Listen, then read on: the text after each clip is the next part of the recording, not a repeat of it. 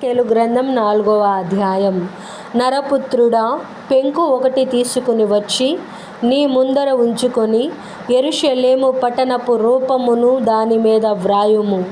మరియు అది ముట్టడి వేయబడినట్లును దాని ఎదుట రురుజులను కట్టినట్లును దిబ్బ వేసినట్లును దాని చుట్టూనున్న ప్రాకారములను కూలగొట్టు యంత్రములున్నట్లును నీవు వ్రాయుము. మరియు ఇనుప రేకొకటి తెచ్చి నీకును పట్టణమునకును మధ్య ఇనుప గోడగా దానిని నిలువబెట్టి నీ ముఖ దృష్టిని పట్టణము మీద ఉంచుకొనుము. పట్టణము ముట్టడి వేయబడినట్లుగా ఉండును, నీవు దానిని ముట్టడి వేయు వాడవుగా ఉందువు. అది ఇశ్రాయేలీయులకు సూచనగా ఉండును. మరియు నీ ఎడమ ప్రక్కను పండుకొనియుండి ఇశ్రాయేలు వారి దోషమును దాని మీద మోపవలెను. మరియు నీ ఎడమ ప్రక్కను పండుకొనియుండి ఇశ్రాయేలు వారి దోషమును దాని మీద మోపవలెను. ఎన్ని దినములు నీవు ఆ తట్టు పండుకొందువో అన్ని దినములు నీవు వారి దోషమును భరింతువు.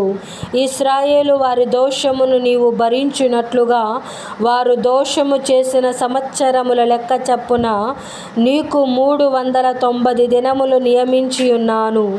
ఆ దినములు గడిచిన తరువాత కుడి ప్రక్కను పండుకొనియుండి 40 దినములు యూదా వారి దోషమును భరింపవలెను. సంవత్సరమొకటింటికి ఒక దినము చొప్పున నేను నిర్ణయించి ఉన్నాను.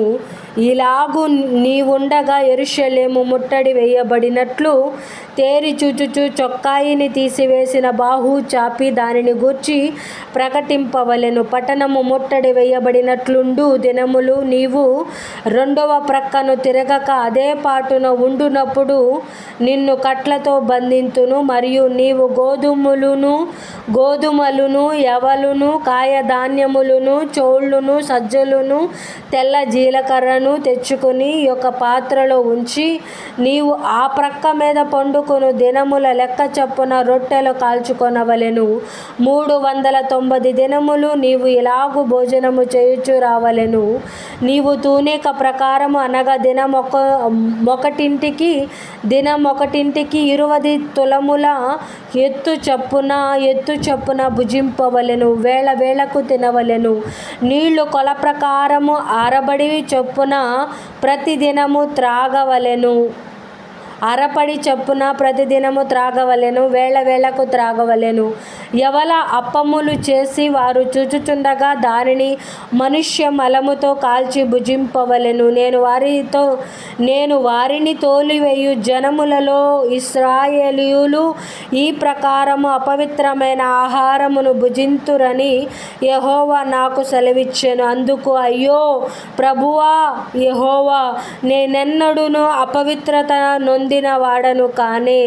బాల్యము నుండి నేటి వరకును చచ్చిన దానినైనను మృగములు చీల్చిన దానినైనను నేను తినిన వాడను కానే. నిర్దోషమైన మాంసము నా నోట ఎన్నడూను పడలేదే అని నేననగా ఆయన చూడుము, మనుష్య మలమునకు మారుగా నీకు గోమలము నేను నిర్ణయించి ఉన్నాను. దానితో నీవు నీ భోజనము సిద్ధపరచుకొనుమని సెలవిచ్చి, నరపుత్రుడా, ఇదిగో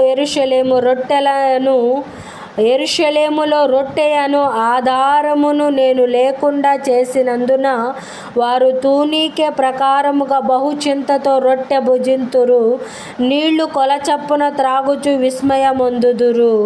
అన్నపానములు లేకపోయినందున వారు శ్రమనొంది విభ్రాంతి పడి ఒకనినొకడు చూచుచు తాము కలుసుకొనిన దోషము వలన నశించిపోవుదురు.